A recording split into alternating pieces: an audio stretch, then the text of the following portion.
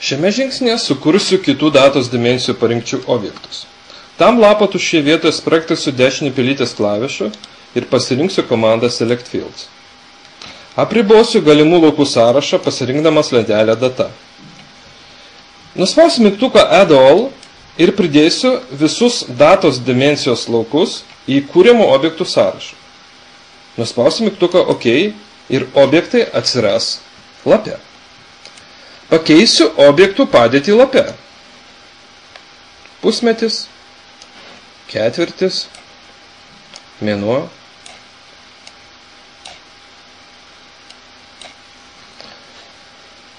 savaitė, diena. Šiek tiek sumažinsiu objekto data aukštį ir pakeisiu jo padėtį lape.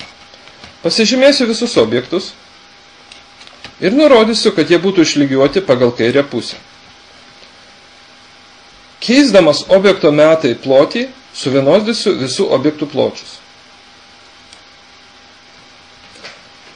Nuspausiu dar vieną mygtuką, taip suvienodinamas atstumus tarp objektų.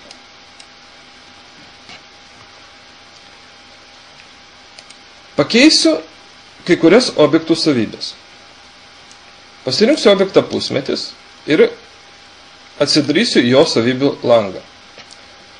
Nurodysiu, kad jis būtų visada rodomas dviem stulpeliais. Taip pat nurodysiu, kad jo reikšmės nebūtų rikiuojamas pagal parinkčių būseną. Panašiai pakeisiu objekto ketvirtis savybės. Nurodysiu, kad nebūtų rikiuojama pagal parinkčių būseną, taip pat nurodysiu, kad rodytų 4 stulpeliais.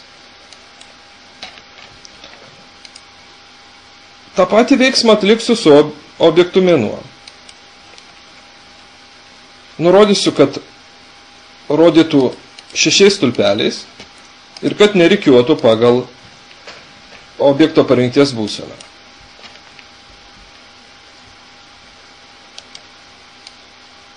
Objekto savaitę pakeisiu tik tai rikiavimo savybę. Ta patį padarysiu su objekto diena, savybė nurodydamas, kad jos nebūtų rikiuojamas pagal objekto parinkčių būseną, taip pat nurodysiu, kad rodytų 7 stulpeliais.